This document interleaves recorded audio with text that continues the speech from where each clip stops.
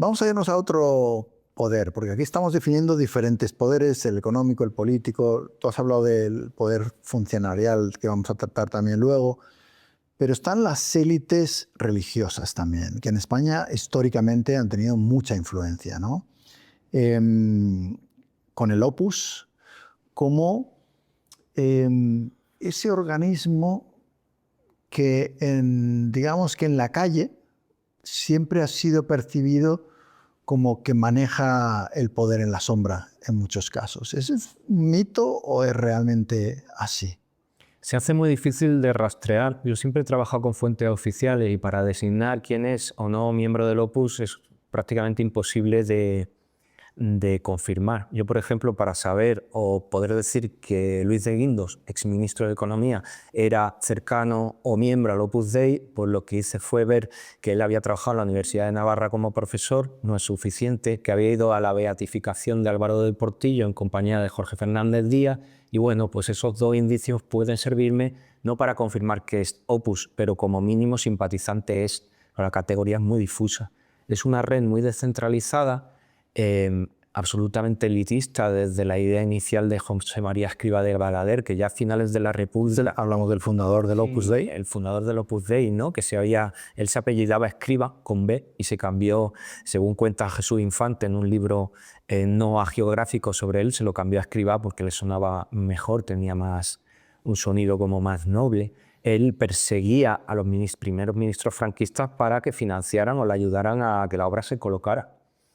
Aprovechando que la mayoría de los catedráticos que defendían el régimen democrático habían desaparecido de España por unas razones o por otras, ponen en marcha la caza de cátedras, se sitúan, por ejemplo, Laureano López Rodó es catedrático con unos 30 años, pues es una cosa que no es normal y es porque había muchas vacantes, pero la razón de las vacantes era la que era. Se empiezan a posicionar en la universidad, en el ejército, también en la jerarquía episcopal, en los sindicatos, que eso es interesante porque a pesar de que competían en poder con la Falange, se situaban porque muchos también tenían militancia en Falange o en la Asociación Católica de Propagandistas y encontrarán su momento en los años 50 cuando la Falange está agotada, su proyecto ya no lo respalda el dictador, y ven la oportunidad de llegar al poder. La cabeza en el Consejo de Ministros. ¿Claro? 1957 es el momento clave. Ellos aprovechan la oportunidad porque el régimen en el 57 tiene que elegir entre radicalizar la revolución nacional sindicalista, algo que a ellos les parecía una chifladura, ¿no? Porque ya no había referentes de ningún tipo, o abrirse a Washington, empezar a hacer reformas para devolver los préstamos y para que empiecen a llegar inversiones. Y la élite cualificada va a ser el Opus Dei porque tiene una preparación jurídica y económica y es el momento en el que los abogados del Estado van a dejar paso a las élites económicas, técnicos comerciales, otro tipo de abogados, otro tipo de dirección más abierta al exterior y a lo que llaman ellos el management. Porque ellos tienen una característica curiosa, caemos poco. Son súper católicos, pero al mismo tiempo es como si fueran protestantes. Ellos defienden la vida seglar y la salvación a través del éxito profesional, del sacrificio laboral. O sea, en la esencia del Opus Dei está el éxito empresarial.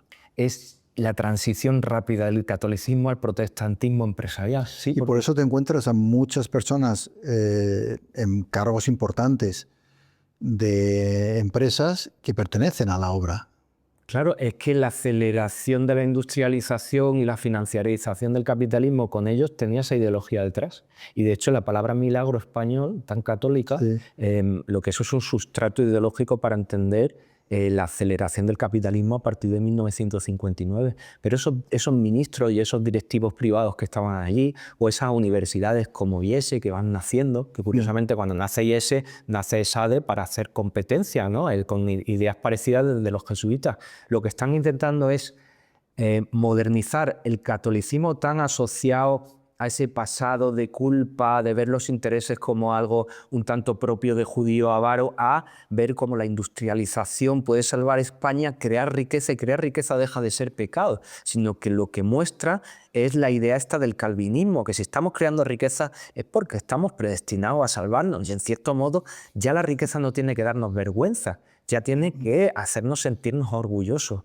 Y eso además lo veía muy bien Washington, porque Washington siempre tenía miedo entonces a que España u otro país virase al socialismo, al comunismo. Y ellos decían, no, si la renta per cápita sube, el comunismo se les va a quitar porque los mecanismos de socialización cambian. Y si las familias tienen una casa y tienen una televisión, bueno, esa es la esencia de la transición económica, ¿no?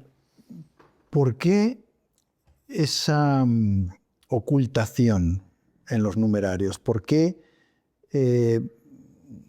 si ellos creen que, oye, que lo que defienden está bien, son muy conservadores, muy favorables a la empresa, pero luego, sin embargo, son muy reacios a confesar o a decir públicamente, yo pertenezco al Opus Dei?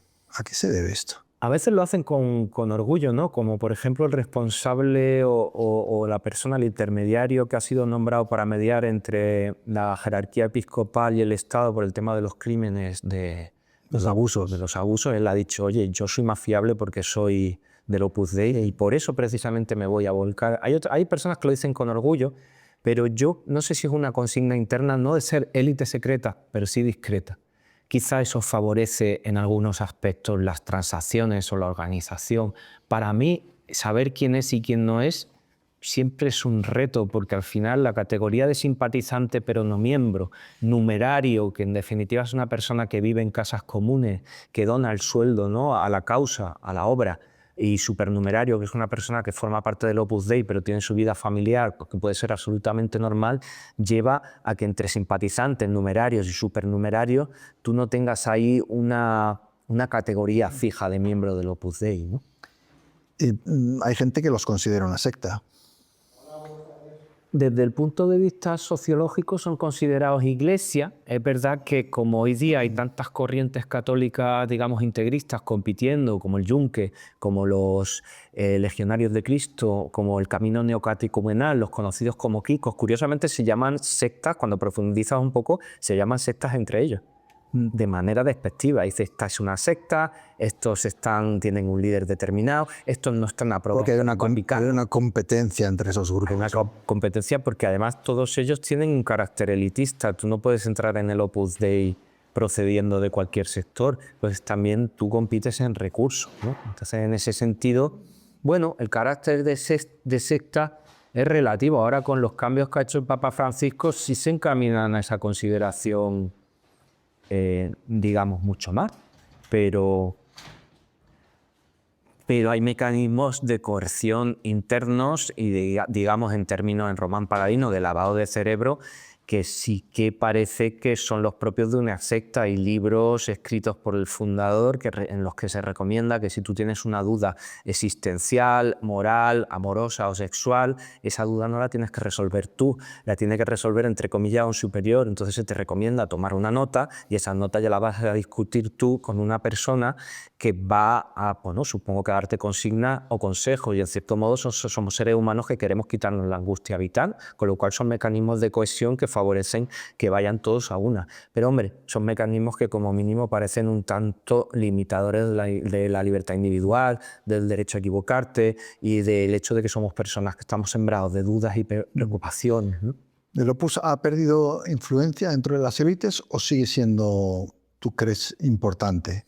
Yo creo que cuando ascendieron en la segunda etapa del franquismo, superan a los propagandistas católicos, que eran la élite así como más de referencia, que habían estado desde el final y el principio de la Guerra Civil, porque había un periódico en papel, entonces, que era el debate, que era el más combativo contra la Segunda República. Curiosamente sigue existiendo, o ha vuelto a existir. Ha vuelto a nacer, sí. Y sigue siendo combativo, ¿no?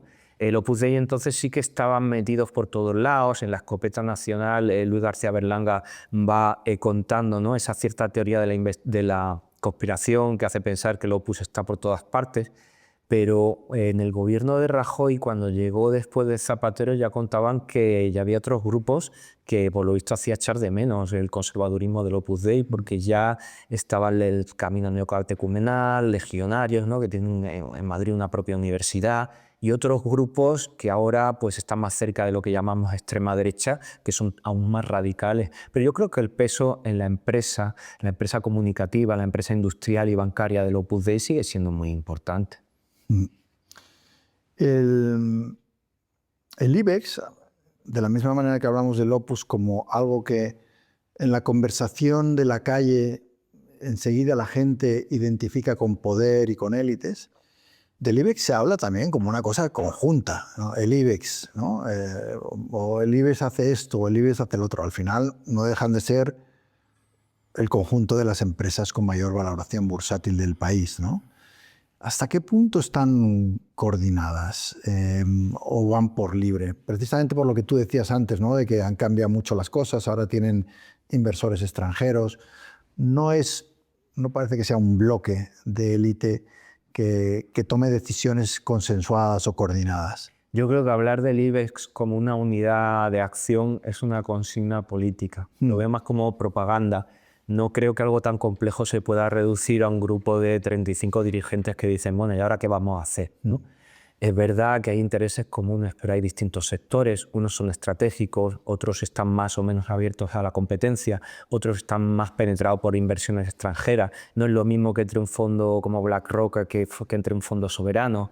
Luego hay riquezas patrimoniales o home offices que están ahí presentes, más o menos penetrados por el Estado. No es lo mismo Indra Telefónica, que ahora mismo está muy presente el Estado, que Inditex, por ejemplo. Es verdad que tiene muchos factores en común, que es muy difícil encontrar alguno que no tenga altos funcionarios en su consejo de administración o exministros, y buena parte viene del sector público privatizado. Pero contarlos como una unidad de acción, descartando toda la competencia interna, distintos objetivos, grados de internacionalización, yo creo que eso sería lo típico que se dice en una consigna política, en un meeting, para decir, oye, hay que poner a esta gente a raya, porque es verdad que fiscalidad y regulación pueden tener muchos objetivos en común, pero me parece peligroso y no del todo, no creo que sea verdadero reducir la complejidad tanto. No creo que eso sea respetar al oyente o al votante al que te diriges. No creo que eso sea verdad.